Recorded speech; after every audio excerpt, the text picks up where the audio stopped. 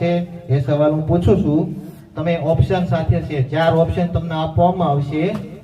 એ option માંથી સાચો જવાબ જે આપે એ વિજેતા થશે, એને પ્રોત્સાહિત કરવામાં આવશે. સ્ટાર્ટ કરી દીધું? કઈ નહીં. તો બાલ દોસ્તો મજામાં ને? આજનો આપણો પ્રશ્ન છે, ભારતનું હૃદય કયા શહેરને કહેવાય છે? ભારતનું હૃદય કયા શહેરને કહેવાય છે? A Mumbai, B Delhi, C Ahmedabad, D Calcutta.